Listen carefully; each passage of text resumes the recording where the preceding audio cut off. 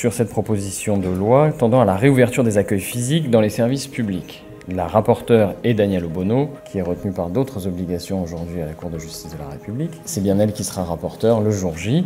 Le sujet est très simple en réalité, il s'agit de rouvrir les accueils physiques des services publics parce que selon un slogan qui est en réalité totalement pertinent, il n'y a pas de République sans service public parce qu'il n'y a pas de droits des citoyens si ces droits ne sont pas effectifs et il ne peut pas être effectif s'il n'y a pas les services publics pour les rendre effectifs. Le contexte est connu, la crise sanitaire, le Covid-19 a précipité la dématérialisation. Nous savons aujourd'hui qu'il est de plus en plus difficile d'accéder à ces droits, que c'est un parcours du combattant pour bon nombre de nos concitoyens et que les principes même du service public sont mis à mal puisque normalement un service public doit être assuré dans la continuité, à égalité et doit s'adapter aux besoins des citoyens. Si bien qu'aujourd'hui 72% des appels téléphoniques par exemple à l'assurance maladie et 54% de ceux à la CAF ne vont pas aboutir, que 22% de la population ne dispose pas d'ordinateur ou de tablette à domicile et que 15% d'entre elles n'ont carrément pas de connexion Internet. Si bien qu'on se rend compte que les personnes les plus vulnérables, en réalité, dans notre pays, n'ont simplement pas accès à leurs droits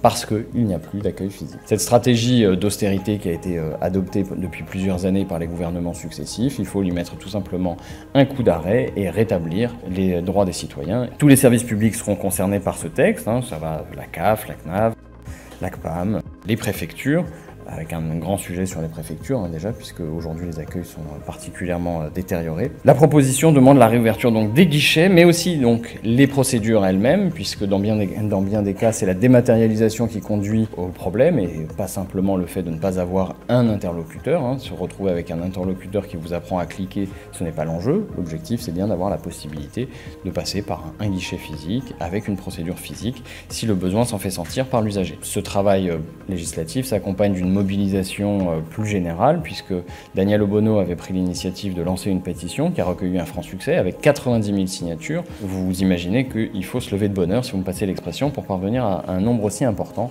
Encore une fois, nous avons la garantie de rencontrer le besoin et la demande de notre pays. J'attire votre attention sur le fait que cette proposition de loi rallie le soutien assez largement, puisqu'elle est évidemment signée par les membres de la France Insoumise, mais aussi par de nombreux membres de la NUPES et aussi de membres du groupe Lyot, ce qui signale en réalité qu'elle est tout à fait en phase avec les besoins qui sont reconnus dans le pays par de nombreux collègues.